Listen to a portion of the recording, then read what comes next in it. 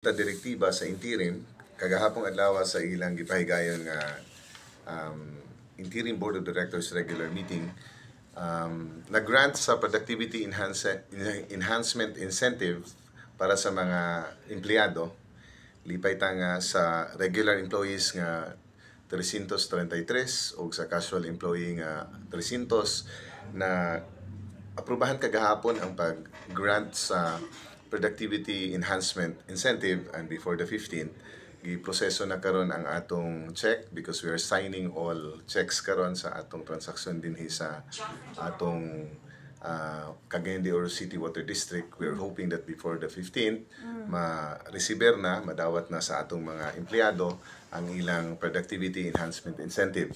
Tungod sad ni kay ang gipahigayon sa core plan o sa atong administrative department o sa HR division nga evaluation sa atong performance sa mga empleyado maayo for the year. So kalipay nato na nga sa 633 employees na grant sa board of directors ang maong incentive. Ikaduha, ang ipahibalo pud namo nga kagahapong adlaw pinasubay sa Junta Direktiba sa Interim Board of Directors nga pulisiya, napasa nila ang amnesty program.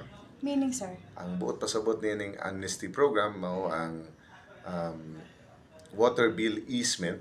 Buot pasabot nga sa atong consultant nga si Engineer Sol Masangkay, ubos kaniadto sa opisina sa OCC kang Engineer Jing Arabejo, na hibaluan nga kaganinang buntag nag-text sa ato ang core plan si Mr. Jess Abragan gani giklaro niya nga as of October 2024 ang atong active connection na sa 107,479.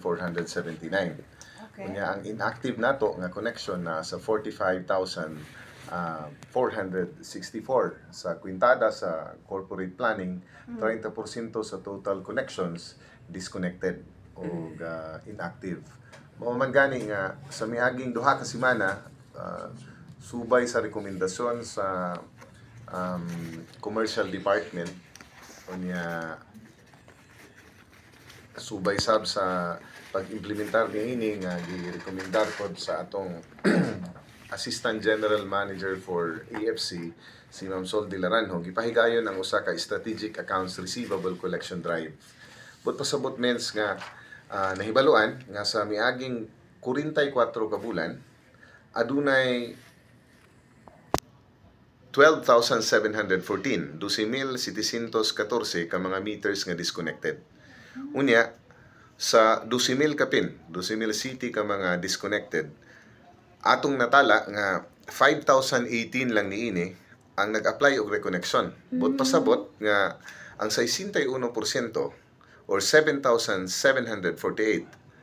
748 inactive as to date. Kung tanawon man gud nimo, aha man ni sila gakuhag tubig kining 70,000 ka mga household o connections. Sa miaging duha ka adlaw gibisitaan kita sa atong higala gikan sa Chamber of Commerce. Naa siya napalit nga balay sa Kauswagan. Unya matud pa niya natingala siya ni atong pagpalit niya kay diha naman siya karon nagpuyo nga dugay nga panahon sige siya lugar og gamit sa tubig sa bag-o niya nga balay, sa iyang napalit nga balay, sa iyang gipuy-an kalong nga balay. Wala may gaabot nga bill sa tubig.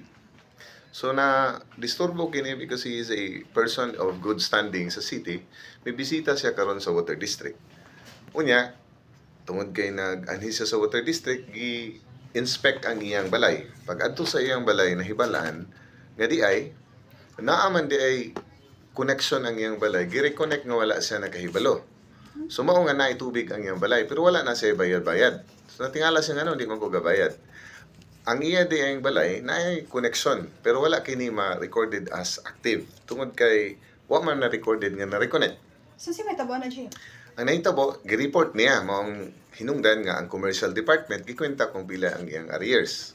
So tungod ni ana og kaning kasinatian sa datos nga atong nahawiran karon sa atong gipahigayon nga strategic collection drive, nakita nato nga naay For example, sa